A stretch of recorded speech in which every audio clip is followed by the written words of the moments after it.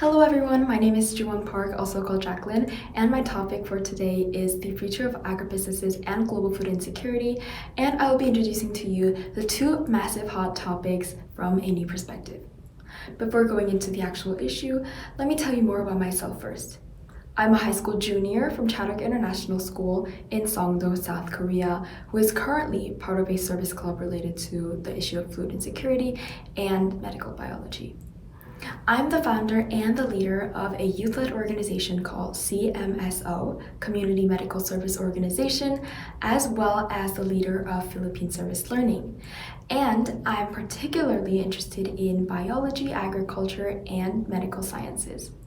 In my club, Philippine Service Learning, we provide free school lunches to students in rural regions of the Philippines called Camarines Norte to help them continue their studies and keep up with their passion.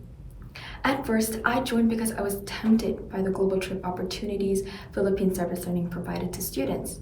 However, after a year or so, and after learning more about this rising social issue, I started getting more involved and immersed in trying to tackle it.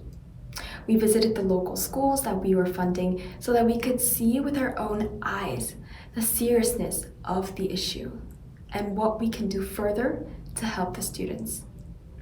Last year and this year, we were privileged to participate in the World Food Forum as both guests and presenters. This was what changed my entire view. From that experience, I was able to get in-depth insights into issues like global warming, agriculture, and food security, which led to me having a deeper interest in the topic of my TED Talk.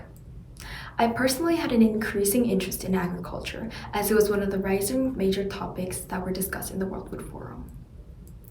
The future of this topic is more grand than what people normally anticipate. Now going specifically into the problem, how exactly serious is global food insecurity? Most of us who are watching this video are likely to not be able to feel the seriousness of lack of food as we have access to this wonderful technology. However, when I visited the Philippines, or specifically Camarines Norte and the three schools, I felt and saw with my very own eyes the challenges and burdens those students had to take on to continue their education. Those hardships may feel relatively obscure as we only get an indirect experience through media. Yet, these problems are real, and they are embedded in their and our daily lives. We just can't feel it because we succeeded in the luck of random wheel of birth. Now please take a look at this image and place yourself in there. How would you feel about being at the bottom of the table, begging for a scrap of food? That you have to strive for basic survival every day. Don't even dream about school or employment. Because you weren't educated enough, all you could do was maybe be a construction worker, garbage collector, or out to the streets begging for a penny. You cannot shower, brush your teeth, drink clean water, go on holidays of course, or have a good night's sleep each day. How much would your life differ from now? Recently, I visited the Metro Farm located in one of Seoul's subway stations. It was one of the branches of a company called Farm 8. It had a purple like LED light, which was a definitely eye-catching feature. There were various types of plants growing in the area as explained in the window of the store. This farm was using a technique called vertical farming, which is a type of smart farm technology. Vertical farming not only saves resources but also maximizes crop yields through a highly efficient use of space. In a country so tiny with an overflowing population like Korea, vertical farming is a great way to place farming in the cities. Unfortunately, the store was not running anymore, but I still got a great chance to observe the vertical farming with my own eyes. On the ceiling, there were several fans to mimic wind and air purifiers to provide clean air. There are thermometers to show the current temperature of the room, along with an entire system of hydroponics layered on vertically. Next to the glass indoor farm, there was a vending machine that was meant to sell products that used plants grown from the indoor vertical farm.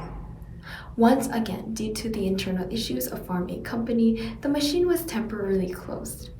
While the vertical farming, eye-catching advertisement, and detailed descriptions of the smart farm technology were successful in drawing attention from those who were aware of the agricultural/environmental issue, it was not really effective in bringing new people to interest.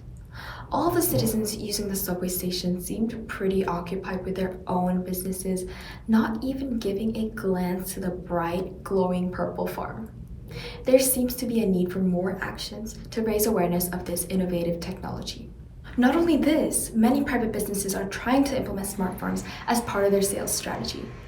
Two main restaurants actively use indoor hydroponics for their menus. One, located in one of the most popular districts in Seoul, is named 식물성 도산.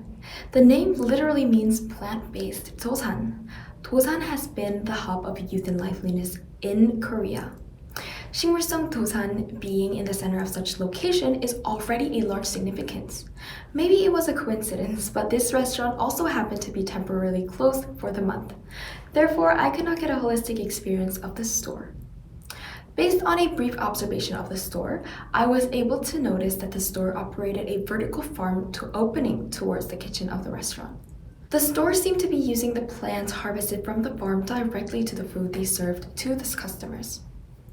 According to the pamphlet, this business received a recognition at the World Economic Forum in 2022. That was a surprising coincidence for me as I was the participant of the World Food Forum 2022. I sincerely hope for such businesses to expand and receive more highlights in our modern world. As I come to the end of this talk, I would like to share with you a quote by Ban Ki-moon, the 8th Secretary General of the United Nations. Saving our planet, lifting people out of poverty, advancing economic growth. These are one and the same fight. Just like this, the world is connected and so are social issues. We must all keep in mind that no single challenge is in greater importance, and everyone's effort and participation is highly valued in resolving this problem no matter its size. And hence, I urge everyone to actively engage in solving this issue and strive to achieve world food security. Thank you so much for listening to my TED Talk, and I hope everyone gains something positive out of my humble speech. Thank you.